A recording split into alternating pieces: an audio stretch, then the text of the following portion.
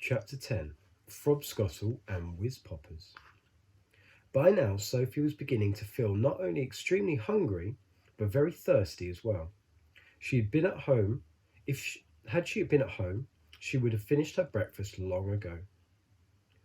Are you sure there's nothing else to eat around here except those disgusting, smelly snozcumbers? She asked.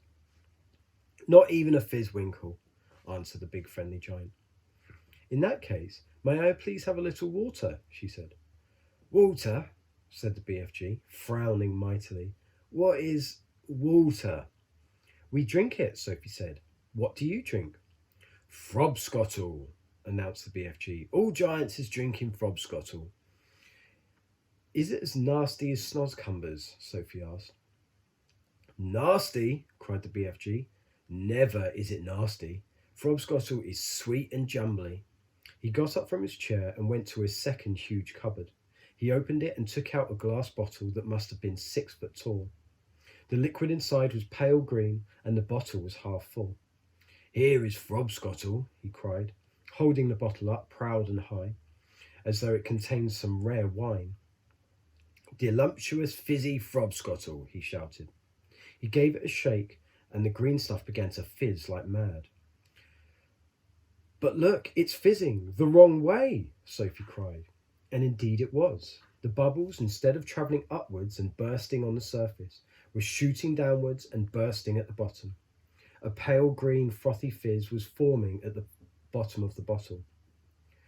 What on earth is you meaning the wrong way? Asked the BFG. In our fizzy drinks, Sophie said, the bubbles also go up and burst at the top. Upwards is the wrong way, cried the BFG. You mustn't ever be having the bubbles going upwards.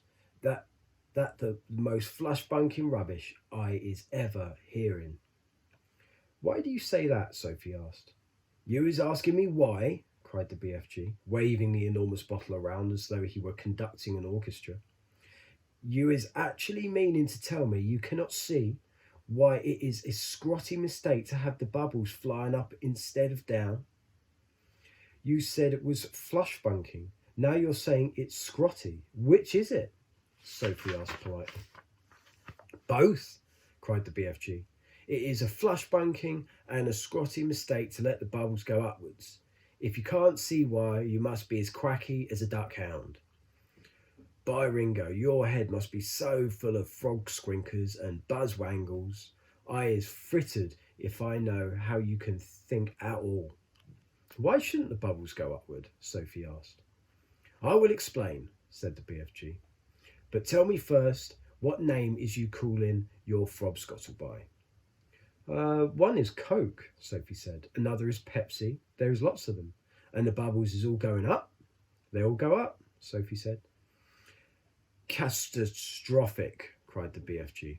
Upgoing bubbles is a catastrophic dystrophy. Will you please tell me why? Sophie said.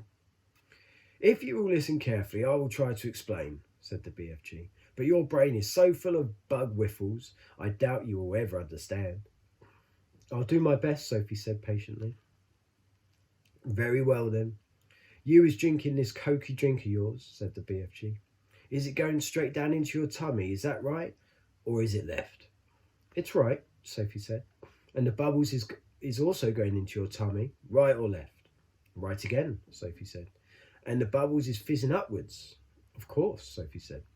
Which means, said the BFG, that they will all come swish-whiffling up your throat and out of your mouth and make a foulsome, belchy burp. That is often true, Sophie said. But what's wrong with a little burp now and again? It's sort of fun. Burping is filsome, the BFG said. Us giants is never doing it. But with your drink, Sophie said, what was it you called it? Frobscottle, said the BFG. With Frobscottle, Sophie said, the bubbles in your tummy will be going downwards, and that could have a far nastier result. Why nasty? Asked the BFG, frowning. Because, Sophie said, blushing a little, if they go down instead of up, they'll be coming out somewhere else with an even louder and ruder noise. A whizpopper, cried the BFG, beaming at her. Us giants is making whizpoppers all the time. Whiz-popping is a sign of happiness. It is music to our ears. You surely is not telling me that a little whiz-popping is forbidden among human beings. It is considered extremely rude, Sophie said. But you is whiz-popping, is you not, now and again? Asked the BFG. Everyone is whiz-popping, if that's what you call it, Sophie said. Kings and queens are whiz-popping, presidents are whiz-popping, glamorous film stars are whiz-popping, little babies are whiz-popping. But where I come from, it is not polite to talk about it. Redonkulous, said the BFG. If everyone is making whiz-poppers, then why not talk about it? We is now having a swiggle of this delicious Frobscottle, and you will see the happy result. The BFG shook the bottle vigorously. The pale green stuff fizzed and bubbled. He removed the cork and took a tremendous gurgling swig. It's glummy, he cried. I love it. For a few moments, the big friendly giant stood quite still, and a look of absolute ecstasy began to spread over his long, wrinkly face. Then suddenly, the heavens opened, and he let fly with a series of the loudest and rudest noises Sophie had ever heard in her life. They reverberated around the walls of the cave like thunder, and the glass jars rattled on their shelves. But most astonishingly of all, the force of the explosions actually lifted the enormous giant clear off his feet like a rocket. Whoopee! He cried when he came down to earth again. Now that is whiz-popping for you. Sophie burst out laughing. She couldn't help it. Have some yourself, cried the BFG, tipping the neck of the enormous bottle towards her. Don't you have a cup? Sophie said.